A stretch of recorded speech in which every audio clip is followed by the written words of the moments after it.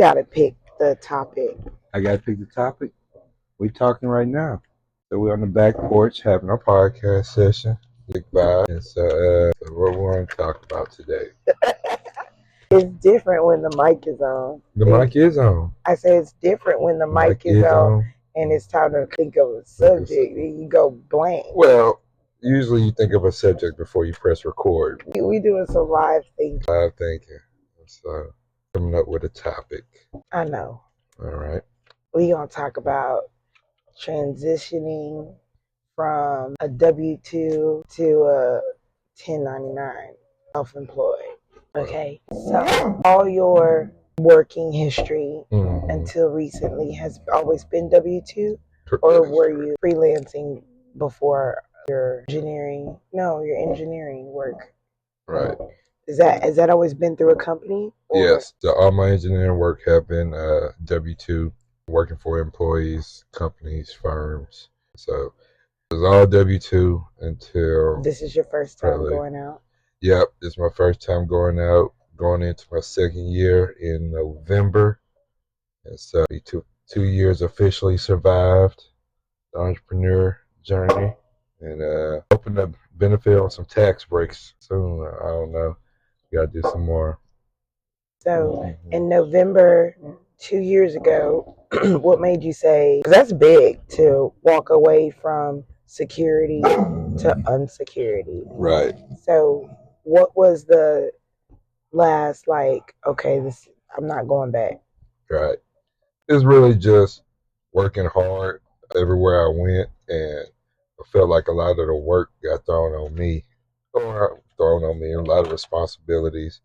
Just became that reliable guy for the company, and I noticed other people. I would set a high bar, and my work stand out, and I feel like people was able to get by with less effort. And so, what's that got to do with you? Right. So you got people that's getting by with less effort, and me doing the most, and my company's benefiting from all that extra effort. When I feel like you didn't ask for a pay raise.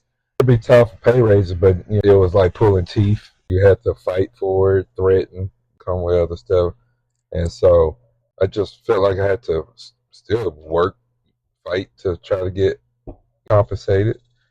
But then at the same time, I was like, what if all that extra work and me going above and beyond that my company is benefiting from, what if I gave that same energy and put it in a position to where I could benefit from all that extra and working above average and whatnot?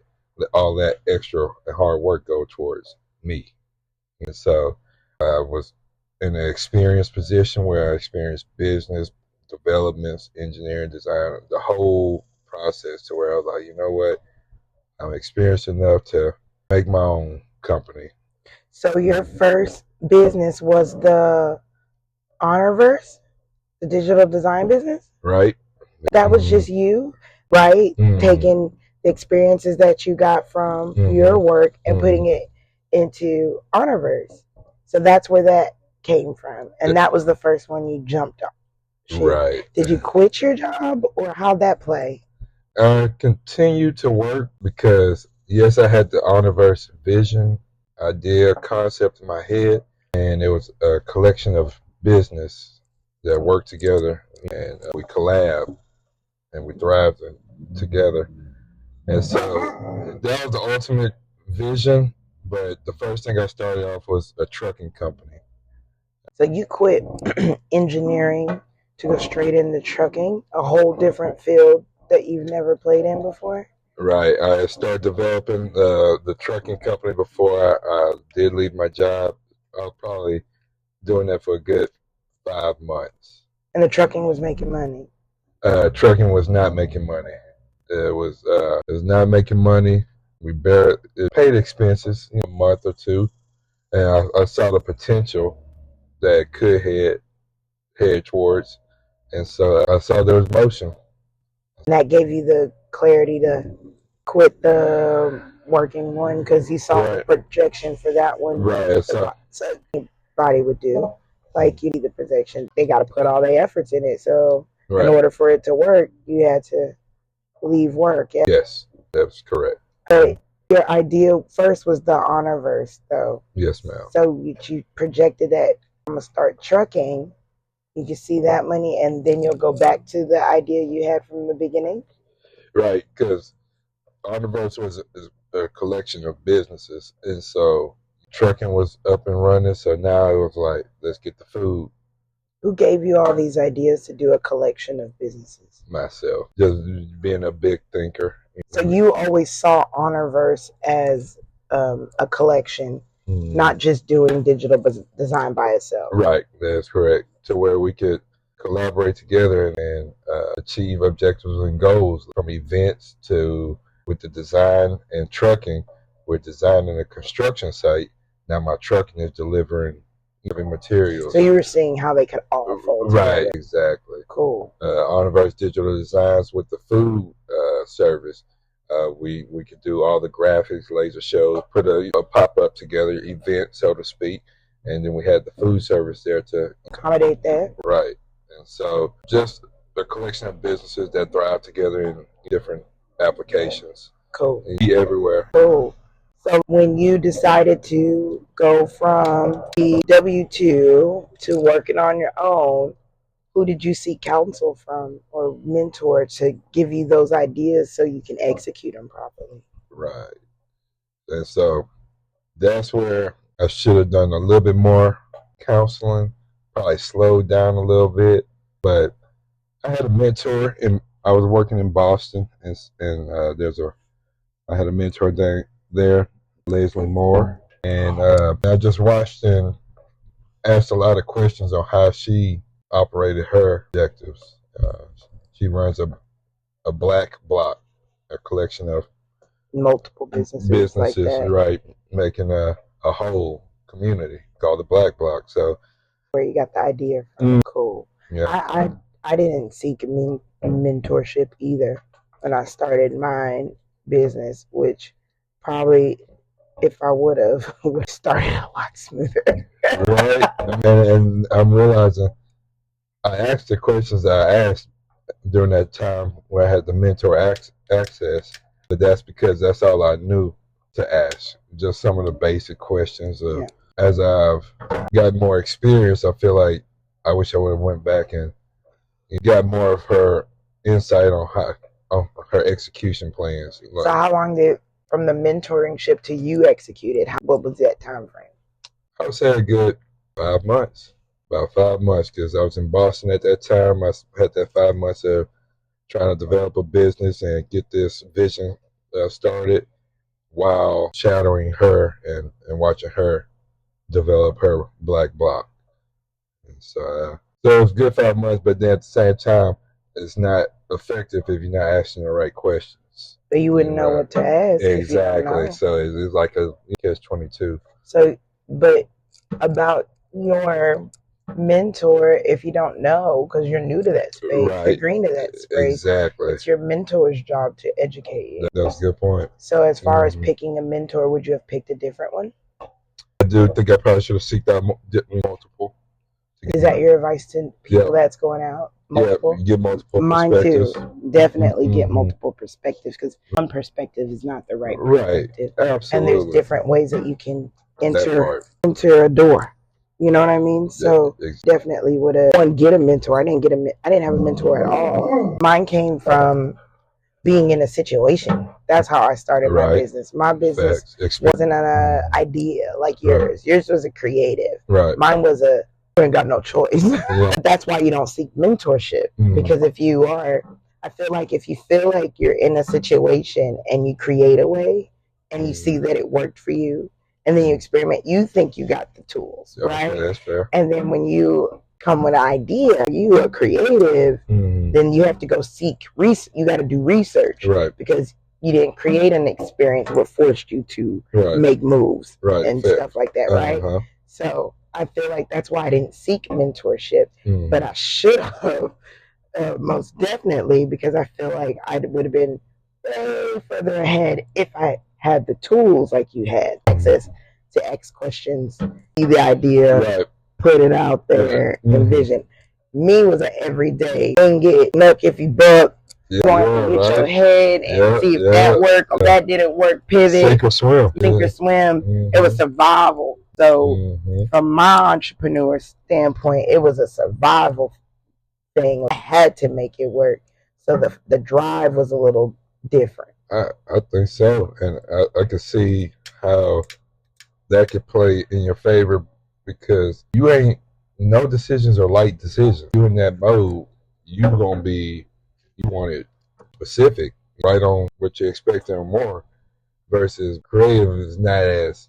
But I feel like we've now switched roles. Right, I feel like now I'm in the creative, right, sinking mentorship and stuff, and you're in the survival. This shit gotta work. It's sink or swim for you. Yep, right? Sink, swim, strong. So I feel like eventually, no matter, I think those are the two ways you go: survival or creative. Right. And eventually, you're gonna hit the other side. It's a cycle. I think you go through your phases. You can be successful and be cash poor at the time, and just all your plays are starting to reap the benefits. But so you just go through those phases, and they always say, man, don't give up and just stay at it one day at a time. Because the economy will force you to be fair enough, right? Back in survival mode. Yes. Because the type of business I went into, unfortunately, it's not party planning or cooking. Right. Things I like to do. So that's a joy for me to turn that into a business. Mine was survival, so I had to do something that would help me survive, and I turned it into a business. Right. So the passion wasn't there. It would be if I loved to cook or whatever. Now I grew the passion because I like people, but that came with time. It was all selfish move. Right. Right. Now that you're a business warrior and you ins and out pretty well, what would you ever consider starting a business that involves your passion? I'm scared of that. Yeah, honestly, I'm scared of that because passion don't pay bills. And even though it's a hobby thing for me, every once in a while I do make a little money off my hobby. People hire me to cater or whatever or whatnot. I don't market it. People hire me to meal prep, but they say the economy will force you to do some things. I've had to force my catering and meal prepping because bills still due. Bills are still every month. Come on, no matter how you feel. Bills are still due. Sick, swollen knee, don't matter. Yeah, you see my knee over here. I'm trying to get swollen knee.